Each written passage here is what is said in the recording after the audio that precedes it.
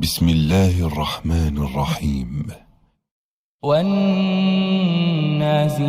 غرقا والناشطات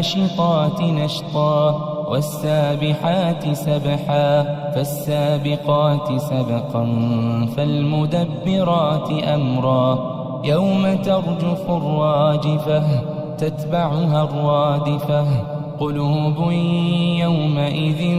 واجفة أبصارها خاشعة يقولون أئنا لمردودون في الحافرة أئذا كنا عظاما نخرة قالوا تلك إذا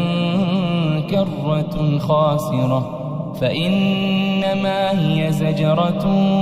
واحدة فإذا هم بالساهرة هل أتاك حديث موسى إذ ناداه ربه بالوادي المقدس طوى اذهب إلى فرعون إنه طغى فقل هل لك إلى أن تزكى وأهديك إلى ربك فتخشى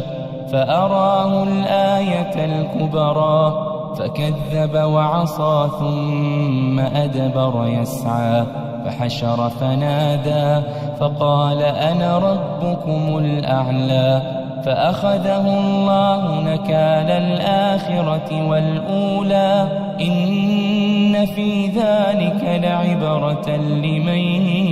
يخشى أأنتم أشد خلقا أم السماء بناها رفع سمكها فسواها وأغطش ليلها وأخرج ضحاها والأرض بعد ذلك دحاها أخرج منها ماءها ومرعاها والجبال أرساها متاعا لكم ولأنعامكم فإذا جاءت الطامة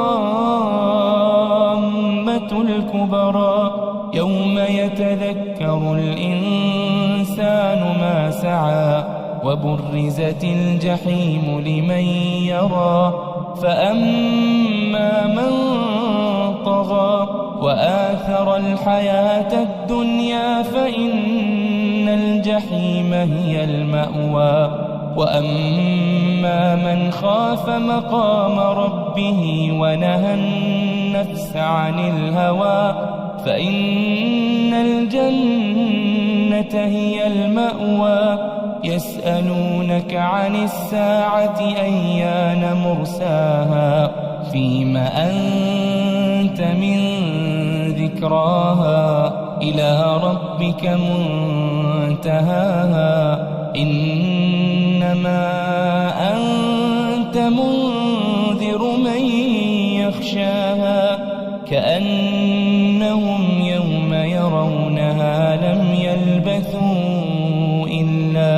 إلا عشية أو ضحاها.